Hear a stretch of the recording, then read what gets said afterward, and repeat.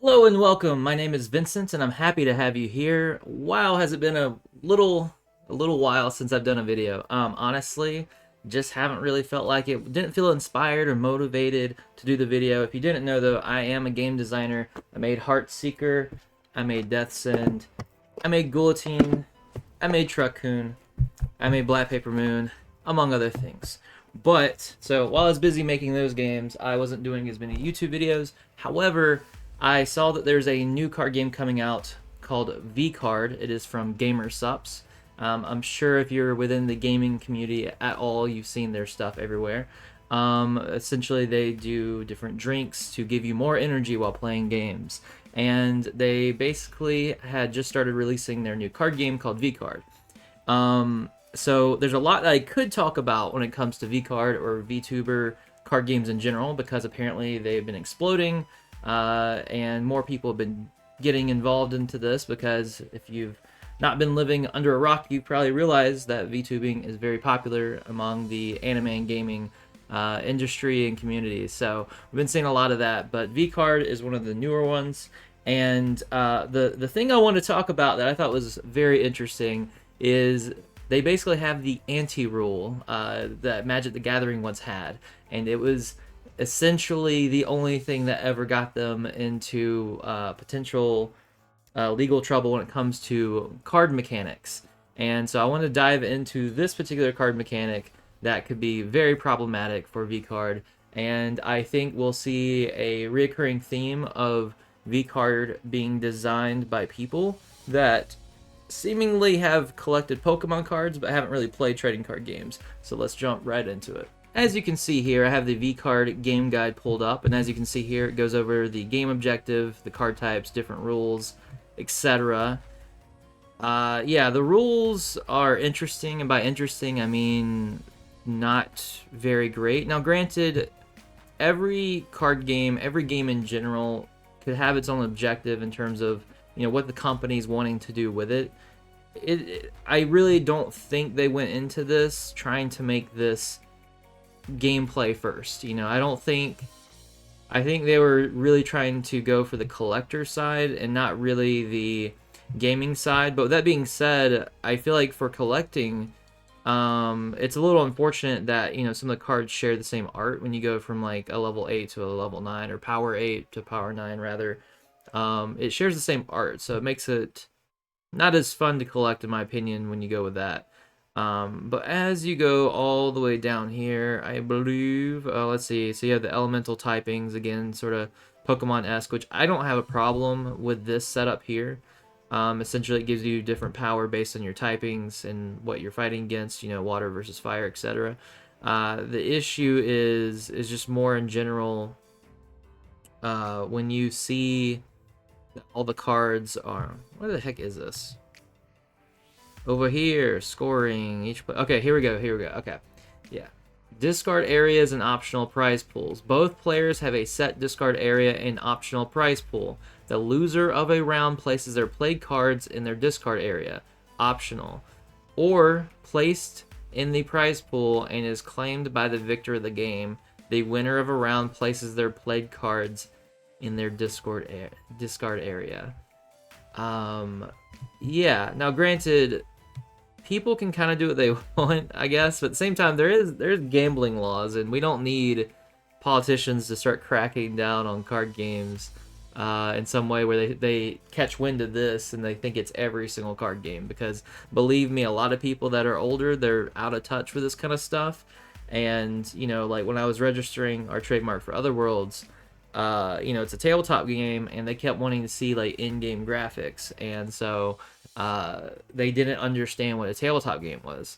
So there's a lot of misunderstanding, and we don't need them cracking down on us because of this thing going on here. But as you can read here, in the Magic the Gathering, the ante rule, where players put a card into a separate zone before the game starts, and the winner of the game takes all the ante cards, is considered problematic and is banned in all sanctioned play because it can lead to highly unbalanced and potentially unfair situations, causing players to get into trouble if they use it in official tournaments or events. And then, goes down here. If you scroll down through the page, though, you'll see, like, did ante cause a lot of problems, tears, fights? So about ante, the ante mechanic there. MTG's worst mechanic was banned to avoid gambling. So a lot of things there. And this is a sample ante card here. Discard your current hand and draw 8 new cards, adding the first drawn to your ante. Remove this card from your deck before playing if you're not playing for ante. Now, I'm assuming that maybe they're not going for tournament play using this. I mean, it does say optional rule, so if you're screaming at your screen right now, I'll be like, Vincent, it says it's optional. You don't have to do this. You know, I respect that, and it could just be like, hey guys, you know, if you're just playing with your buddies, and you know, you don't mind sort of just throwing this out there, then hey, like that's kind of a different story.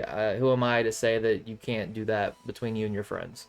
I just thought it was interesting because it is something that's kind of seen like universally in the card gaming space as being like forbidden, I guess you could say, like, oh, we shouldn't do that.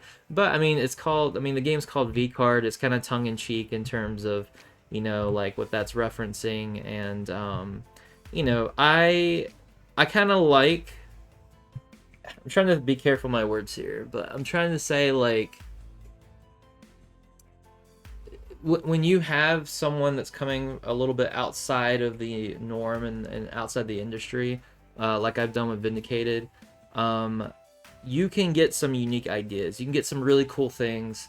But one issue that you can run into is if you don't know the industry well enough, you can run into a lot of challenges and hurdles that people in that industry had already faced and overcome, and you need to learn from them. Otherwise, you can be decades behind. Now, with that being said, you know, this game, I'm pretty sure they sold out when they launched recently. And, you know, Gamersupps is a big brand. And so I think this will make a good bit of money for them. And to print cards isn't too expensive. And if they're pulling art assets from different VTubers, I'm not exactly sure how their model is, but normally art assets is your biggest expenditure by far. It seems like this is something that they can basically keep going for a while just based on their business model. And it does seem like people that will be playing this will be more so doing it because they support the VTubers that's associated with this game and they like the artwork more so than it being a fun playable card game. I don't really see people playing this card game and taking that part serious. I do think it's a shame that they couldn't have designed the card game to be a little bit more interesting. You know, if you want me to do a video breaking down the mechanics or something, let me know, but it is very, very, very basic. I'm talking like like it's there's not a lot of strategy or anything going on. It's very basic, and I do feel like the VTuber community could definitely have done with a card game that had a bit more interesting mechanics. But anyways, this is more about the ante rule. Tell me what you think. Do you think that it's something that's fine as long as it's not in tournaments? It's just kept casual among friends, even if it's something that you wouldn't personally do? You know, do you think it's fine for them to just sort of suggest this out there, throw it out into the ether, as you will? And do you like it when you have people that will design card games that are somewhat out of the industry a little bit and then sort of come up with their new things because of that? How important do you think it is that they learn from you know, other people in the card gaming space before they do this? Because we may get to it in another video, but there's another VTuber card game that I feel like has sort of the opposite problem, where they are very familiar with the card gaming space and they just sort of retread everything in a way that probably makes for a fun card game, better than Vcard, but is also just kind of not interesting because of that. So that's my 2 cents. Let me know your thoughts. I'd love to hear them in the comments below.